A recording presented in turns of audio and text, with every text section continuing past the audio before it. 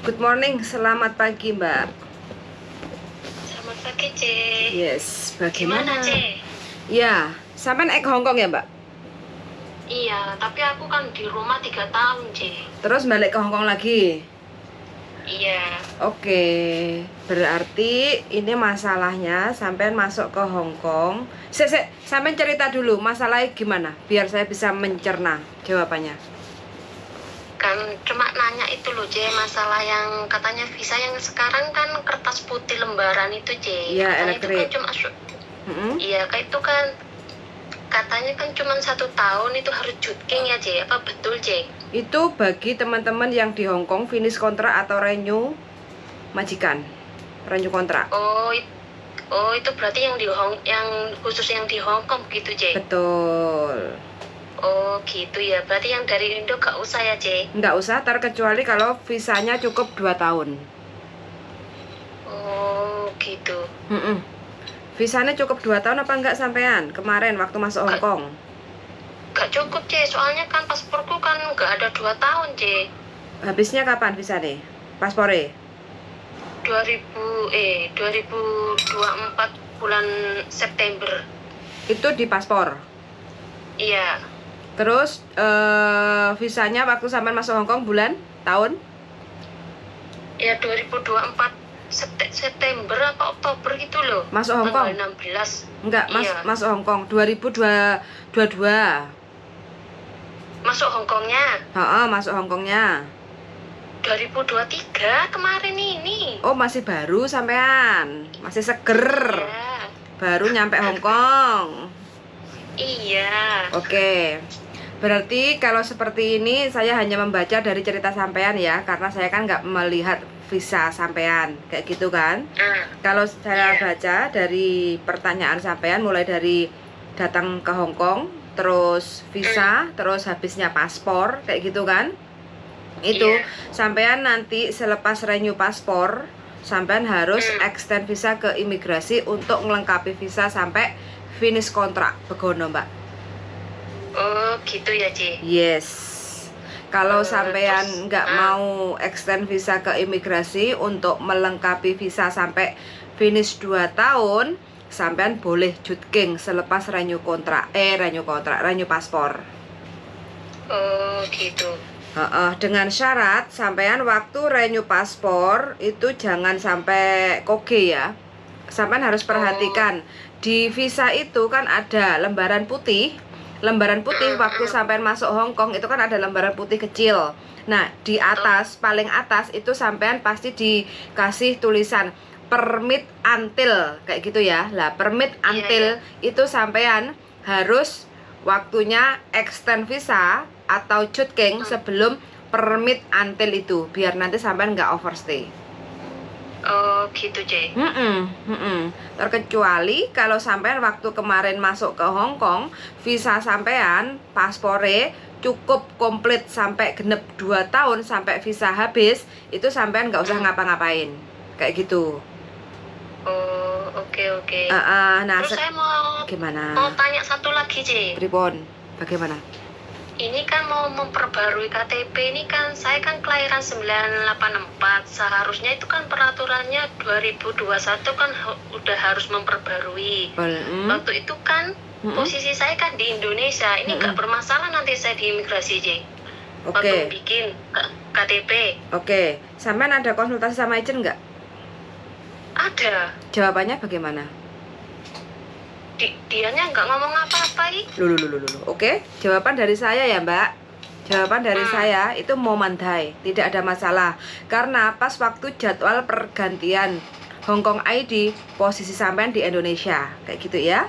Nah, sekarang sampean sudah nyampe Hongkong, secepat mungkin sampean harus segera untuk proses ganti Hongkong ID. Nanti kalau ditanya sama petugas imigrasi saat ganti Hongkong ID, kenapa kok ini kok telat sekali ganti Hongkong ID? Ya karena saya pulang ke Indonesia tahun berapa? Itu kan ada rekodnya kan, Mbak? Nah, pulang Indonesia tahun berapa? Terus saya di Indonesia sekian lama, terus baru nyampe Hongkong kapan? Kayak gitu.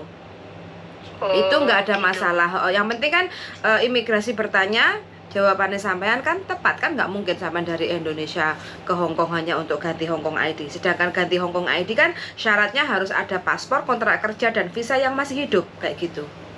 Iya. Betul. Kayak gitu. Jadi Terus, gimana apalagi? Terus kan kemarin kan majikanku kan coba apa namanya Booking online? booking itu, itu nggak bisa katanya. Alasannya nggak bisa apa? Majikan ngomong nggak? Itu katanya nggak bisa apa Msong you apa Msong you aplikasinya aku nggak mau pakai nomor apa KTP Hong Kong ki buat masuk ke aplikasinya itu. Kan harus datanya kan harus pakai KTP toh. Benar. Katanya nggak bisa aplikasinya. Nggak bisa.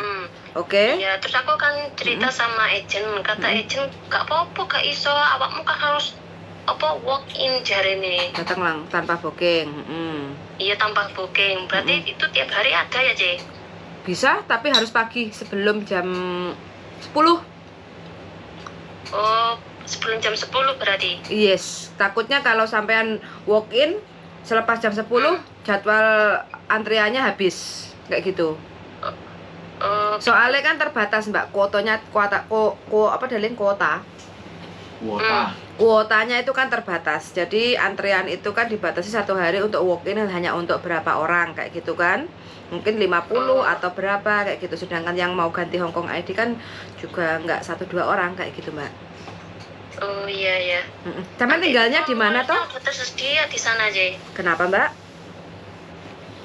Formulir yang khusus buat ganti KTP itu loh.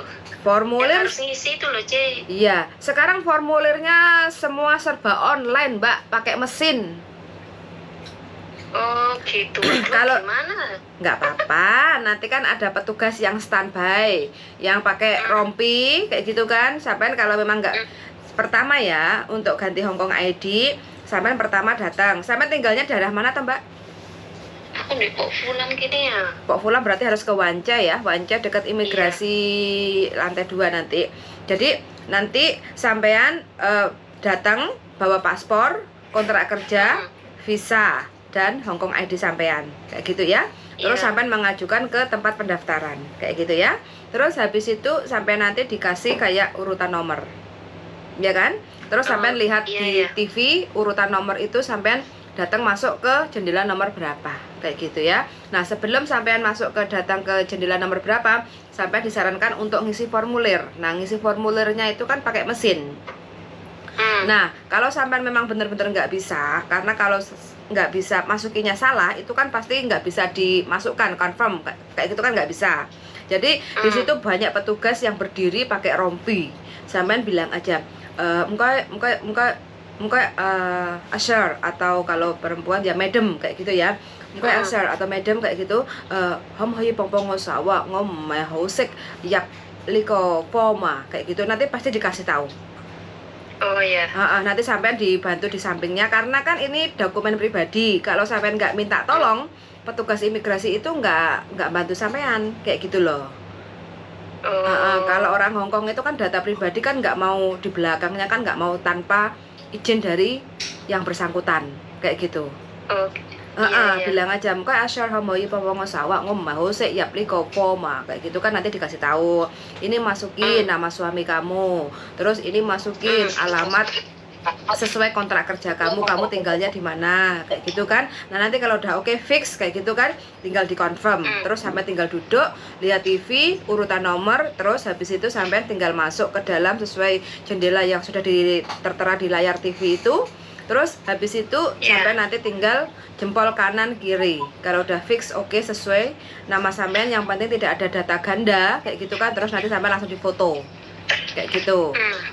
Selepas foto baru nanti sampai suruh keluar lagi ngambil KTP yang sementara itu.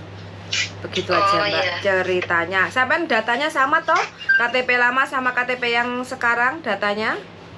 Semuanya sama, Ce. Oke, nggak ada masalah. Terkecuali kalau ada teman-teman yang mungkin 10 tahun yang lalu ke Hong Kong pakai nama beda, itu biasanya waktu ganti Hong Kong ID suruh nunggu 3-4 jam.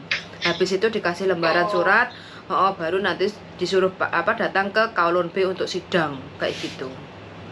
Oh gitu gitu. Ha-ha, Iya. kalau proses sampean lancar nanti nggak ada masalah, berarti sekitar setengah jam udah beres Mbak, kayak gitu. Oh amin amin. Ha-ha, Makasih ya Ce. Iya, yang penting pertanyaannya nanti ditanya sama petugas imigrasi, kenapa kok baru sekarang bikin Hongkong ID kayak gitu ya. Bilang aja seperti yang saya sampaikan tadi, karena saya pulang Indonesia tahun sekian dan baru balik ke Hongkong lagi untuk kerja, baru kemarin datang ke Hongkong kayak gitu. Semakin cepat semakin baik Mbak ya, biar nanti nggak banyak pertanyaan, kenapa kamu baru sudah datang 1 bulan di Hongkong kok nggak ganti-ganti KTP, takutnya nanti sampai begitu gitu loh ya. Oh iya. Iya, iya. Lebih baik lebih bagus ya Mbak ya, minta izin, karena ini kan juga izin tinggal sampean toh Hongkong ID, jadi termasuk dokumen penting juga, jadi segera untuk diurus kayak gitu ya. Iya iya, makasih ya Ce. Yuk sama-sama, semoga Ya, diberi makasih. kemudahan dan kelancaran ya Mbak ya, suwun sangat. Yuk, makasih yuk, selamat Amin, amin. beraktivitas Makasih, yuk, bye bye. Waalaikumsalam. Waalaikumsalam warahmatullahi wabarakatuh. Oke teman-teman, ini ada teman-teman yang bukan teman-teman ya. Oke teman-teman, dan ini ada salah satu teman yang baru datang dari Indonesia, Hongkong. Sebelumnya sudah di Hongkong, sudah lama sekali. Terus pulang di Indonesia 3 tahun. Terus sekarang bekerja lagi ke Hongkong, balik dengan KTP yang lama. Ada 2 pertanyaan. Jadi kontennya ini ada 2 ada 2 jawaban. Pertama, baru datang ke Hongkong dengan paspor yang tidak genap 2 tahun. Apakah harus cutking? Ya, harus. Selepas renew paspor, sebelum batas izin tinggal yang ditentukan sama imigrasi waktu masuk ke Hongkong, itu kan pasti ada izin tinggal, itu dia harus cutking atau renew, bukan cutking, dia teman salah satu ini harus cutking selepas renew paspor, atau harus extend visa selepas renew paspor. Begitu aja ya, kok aku bingung ngalor ngidul ngitan ngulon jawabannya. Lesu ya, bener, karena lapar. Terus yang kedua, mbaknya ini jadwal untuk ganti Hongkong ID itu kan 1 tahun yang lalu, sedangkan posisi 1 tahun yang lalu mbaknya masih di Indonesia. Pertanyaannya, nanti ada masalah apa enggak? Enggak ada masalah. Jadi ada pertanyaan tinggal jawab, karena posisi di Indonesia jadi tidak bisa untuk ganti Hongkong ID tepat waktu sesuai jadwal yang sudah ditentukan. Begitu teman-teman ya. Jadi kalau teman-teman ke Hongkong tahun berapapun itu, kalau belum ganti Hongkong ID, nyampe ke Hongkong segera untuk proses ganti Hongkong ID, biar nanti nggak terlalu banyak persoalan atau permasalahan kayak gitu. Perwetan, itu kata bujuku, karena bujuku senengannya wong ruwet-ruwet. Iya ta Deling. Dirimu seneng wong ruwet-ruwet ta? Nah, nyomak nyamuk bujuku. Ya, ruwet. Gimana? Ya nggak apa-apa. Aman? Namanya orang bingung. Orang nanya ya dijawab. Yang bisa ngasih jawaban ya kita jawab. Jangan orang nanya dicelatu. Yo, Joto. Kita berarti orang sakit kalau nyelatu. Iya. Darah tinggi. Betul. Perlu periksa tensi darah. Kalau orang nanya dicelatu, berarti sing nyelatu sesat pikir. Jadi minta doanya, mudah-mudahan kita tetap under control. tidak sesat pikir. Tapi kalau dikasih tahu tapi ngeyel. Enggak apa-apa. Terus Yang dengerin pengayalannya dia. pengeyelannya dengerin ya. Karena sebenarnya dia bukan nanya, Terus argumen dia memastikan. Apakah dia yang benar? Apakah dia sudah benar? Makanya memperbandingkan. Nanya. Enggak apa-apa. Gak apa-apa ya. Soalnya aku kan ya tukang ngayal. Karena ya tuan panggil. Nah, memperbandingkan argumen. Enggak apa-apa. Itu hak dia. Tapi ketika pada ujungnya, ya wes, kalau logikanya kita bisa terangkan menurut logikanya dia masuk, pasti dia akan ikut. Ya, oh ya, Ce, oh ya, makasih, oh ya. Oh begitu ya. Nah itu. Tapi ketika logikanya nggak masuk, dia akan bertahan dengan argumennya dia. Pengajarannya. Lo nggak apa-apa. Kan dia bertanya. Yang punya masalah kan dia, bukan kita.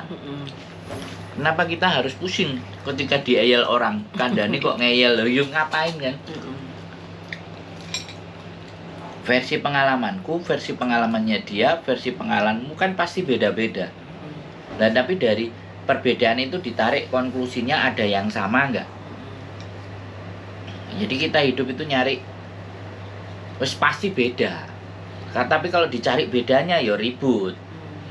Mesin. Tapi kalau dicari samanya ya yo apa carane dadine kan kayak gitu. Enggak apa-apa. Boleh. Enggak masalah. Enggak dilarang ya. Wajar. Berarti cek iso mikir. Tapi nek menurut kita kengeyelannya dia salah ya disenyumin aja. Biarkan dia dalam kesalahan. Kita udah memberikan. Ngono loh, Mbok De. Bagi yang ngeyel. Intinya enggak apa-apa nih. Bebas. Gak usah dipermasalahkan ke sebuah kengeyelan. Namanya orang bisa sama-sama bisa mikir. Nah, nek ade ngeyel. Cara sing wong wis dinyatakan edan, nah baru dhewe iki padha. Nah, jelas dinyatakan edan. Kok cek ngeyel? Kok ade ngeyel. Closingnya Daling? Closingnya jangan lupa sarapan supaya selalu sehat hati dan pikiran. Stay tune in my YouTube channel Sandro Jabri dan Yulili. Soal sangat ya teman-teman semuanya, mudah-mudahan teman-teman semuanya selalu diberi kewarasan, sehat walafiat, diparingi rezeki sing lancar. Terus kalau ada pertanyaan, monggo komen-komen di channel YouTube saya. Kita berdiskusi, mana tahu bisa membantu masalah-masalah teman-teman semuanya. Soal sangat dan see you the next video. Bye bye darling. AUX mode.